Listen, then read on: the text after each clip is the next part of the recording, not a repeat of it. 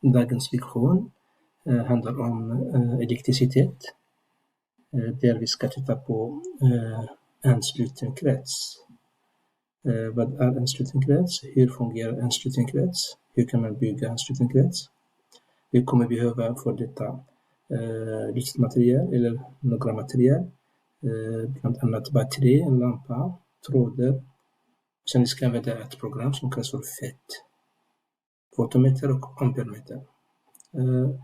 Så när vi går igenom det kommer vi att svara på några frågor som är bland annat hur lyser lampan i en sluten krets? När vi ska till exempel höja på spänningen eller om vi ska höja på motståndet. Vi ska också titta på hur kan vi mäta elektrisk spänning och ström. Sen på slutet kommer vi att titta och jämföra eller kolla på hur ändrar spänningen strömmen. Jag kan börja så här direkt. Jag går in i programmet. Det här programmet det är en laboration som är virtuellt. Det finns i det här programmet som kallas för FET Colorado. I den här laborationen har vi allt material som vi behöver. Vi kan börja direkt så här. Vi tar fram ett batteri. Vi behöver ett batteri. Som vi ser nu, ett batteri har två sidor.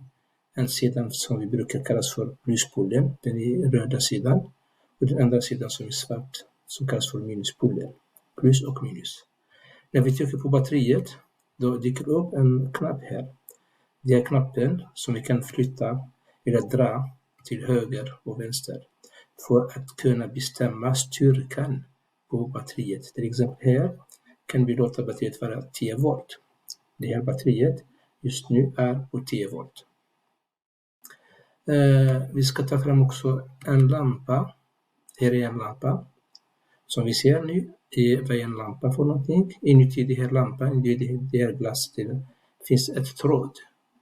Och det trådet kallar vi för motstånd. Det är helt enkelt en resistans eller motstånd.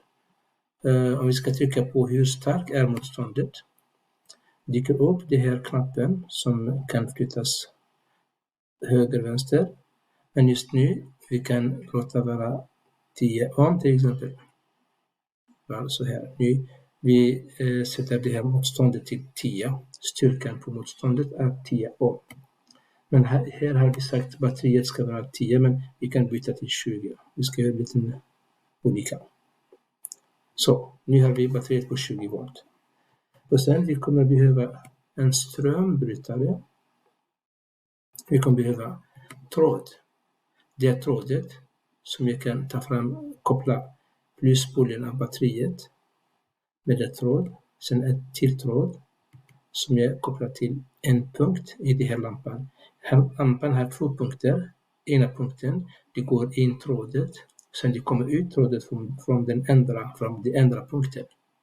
Jag kan ta ett tråd till som jag kopplar från den andra punkten. Och sen kan jag ta fler tråd. Det är mycket tråd här. Vi ska inte vara snåla mot tråden. Sen tar vi också ett tråd till. Nu har vi kopplat den andra änden av lampan till den här strömbrytaren. Och sen vi ska ta en sista tråd. Där kopplar vi från minussidan av batteriet till strömbrytaren. Så här nu har vi en krets. Men är den här kretsen sluten just nu? Det är inte. Varför? För den här strömbrytaren är öppen här. Då det är därför lampan lyser inte. Och elektronerna, det är de här små partiklar som visas med minus. Det kallar vi för elektroner. Elektronerna, de rör inte på sig. Så nu vad händer om vi ska sätta på den här strömbrytaren? Så gör vi det. Då ser vi direkt att elektroner börjar cirkulera. Går runt från det här minus av batteriet. De går runt. Sen de går in i lampan. När de går in i lampan då lyser lampan. Varför? För att lampan är ett motstånd som står emot strömmen. Och det blir för varmt och sen det blir tills det lyser. Sen elektronerna fortsätter sin väg. De kommer tillbaka till batteriet. Det är det som vi kallar för en sluten krets. Då en sluten krets måste elektronerna kunna hitta sin väg från ena sidan av batteriet, från minus, tillbaka till plussidan. Då elektronerna, om de inte hittar sin väg, till exempel om vi öppnar det här strömbrytaren, då finns ingen väg för elektroner. Då elektroner kan inte cirkulera. Det är därför det blir ingen ström. Så nu vet vi en sluten krets. Det måste finnas en väg som är kopplad från minus tillbaka till plus av batteriet. Nu, vad händer om vi ska svara på den här frågan nu? Kolla. Frågan här, hur lyser lampan när vi ska höja spänningen eller när vi ska höja motståndet? Jag går tillbaka till kretsen, tar jag det här batteriet. Om vi ska ändra på spänningen här från 20 till exempel 45, då märker vi direkt att lampan lyser starkare. Och det ser vi också att elektroner här då cirkulerar lite snabbare. Det går fler elektroner som går varje sekund. Så vad händer om vi ska höja ännu mer? Ser vi nu. Då elektroner rör sig ännu mer, ännu snabbare. Och då lampan lyser mycket mer.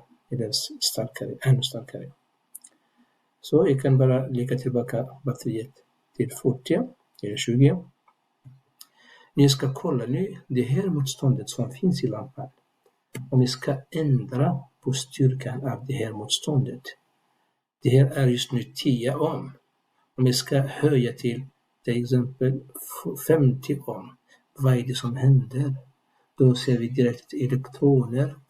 Då saktar ner. De går långsammare. Det blir mindre elektroner som cirkulerar. Och det är därför lampan också lyser mindre stark.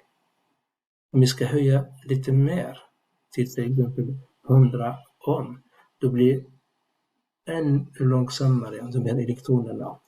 Och lampan lyser ännu mindre stark, svagare. Så nu, om vi ska svara på frågan hur lyser lampan, då märker vi direkt att när vi höjer på spänningen eller batteriets styrka, när vi höjer det, då lyser lampan starkare. Och när vi höjer motståndet på lampans motstånd, då lampan lyser svagare och elektroner rör sig långsammare. Jag går till nästa fråga. Hur ska vi mäta nu spänningen och strömmen? Jag tar fram kretsen. Nu här till höger har vi 2 instrument. Ni ska ta fram det första som är voltmeter. Det står här voltage. Den har 2 sladd. En som är svart och den andra som är röd. Svarta ofta alltid kopplas till minussidan. Och det röda till plus. Om vi ska kolla nu hur mycket är spänningen i batteriet här. Jag kan göra så här nu. Jag tar fram det här till minus. Jag tar fram det här sladden till plus. Vi ska alltid koppla sladdarna över den komponenten, eller det området som vi vill mäta hur mycket spänning. Då, över batteriet här. Det står här, det visas här, 20 volt. Vi ska också, på samma sätt, vi ska kolla hur mycket spänningen över lampan. Då lampan har 2 punkter. Det kan vara den här punkten och den här punkten. Ser vi här, det står här, det visas minus 20 volt. Alltid när vi ska mäta spänningen måste vi använda sladdarna parallellt över den delen som vi vill mäta. Till exempel från den här sidan till den här sidan. Det är samma sak som lampan. Det här är punkten samma som det här punkten. Och det här är samma som det här. Ser vi har samma spänning. Så nu vet vi hur man mäter spänningen. Nu jag ska ta fram en ampermeter. Ampermeter, det är för att kunna mäta ström. Vad är det ström? Ström är helt enkelt hur många elektroner som rör sig varje sekund. Hur många elektroner som cirkulerar varje sekund i den här kretsen. Ser ni, hur ska jag göra det? Jag kan inte sätta så här som jag gör med voltmeter. Men nu, i det här fallet, måste vi avbryta kretsen. När vi avbryter kretsen, då ska vi koppla ampermeter in i kretsen. Det ska vara en del av kretsen. Så att elektroner kan cirkulera genom det här. När elektroner går in i ampermeter, då visas här en siffra. Hur mycket som visas just nu, det är 0,19 ampere. Då, hur många elektroner varje sekund? Det är det styrkan som är strömmen, 0,19 ampere. Men sen ampere är enheten för strömmen. Nu vet vi hur man mäter strömmen. På samma sätt hur man mäter spänningen. Då vi har svarat på den här frågan. Hur man mäter spänningen, hur man mäter strömmen. Och det sista, vi ska kolla på sambandet mellan spänning, ström och motstånd. Jag går tillbaka till kretsen. Vi ska göra ett experiment här. Eller lite analys. Kan jag så här nu, kolla. Om vi ska kolla på batteriet här nu. Just nu är 20 volt.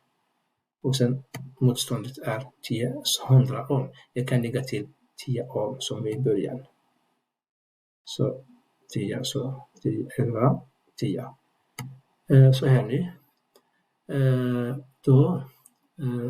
Sen ni kan visa de här siffrorna här med value här. Det visas här 10 ohm, 20 volt. Här. Då, när vi har batteriet som är 20 volt och lampan som är 10 ohm, motståndet 10 ohm, då märker vi här hur mycket är strömmen. Då visas det 2 ampere.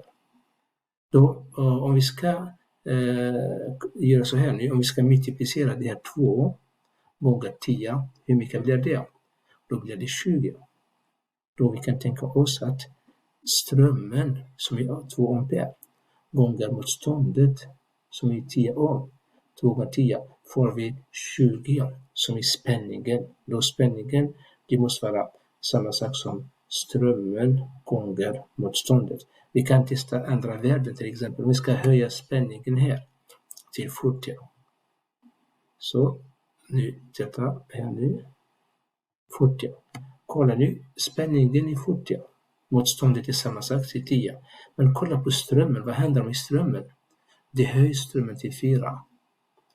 Då om vi ska multiplicera 4 gånger 10. Hur mycket är 4 gånger 10? Då vet ni att det är 40. Det betyder också på samma sätt strömmen som är 4 gånger motståndet som är 10 är samma sak som 40 som är spänningen.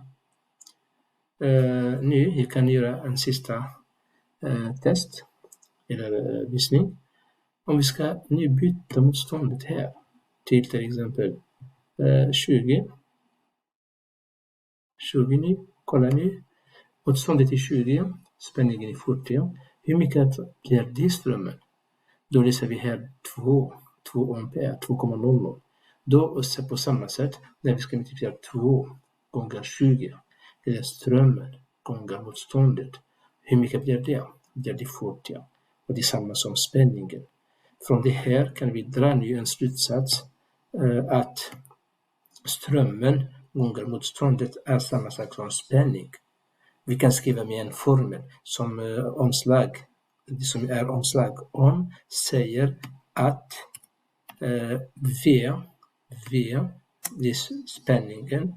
Man ska räkna spänningen i en krets så här är lika med samma sak som motståndet är gånger strömmen som vi skriver med bokstaven E. Så nu har vi svarat på alla frågor. Det är allt för idag. Tack för idag och vi ses nästa gång och hej då.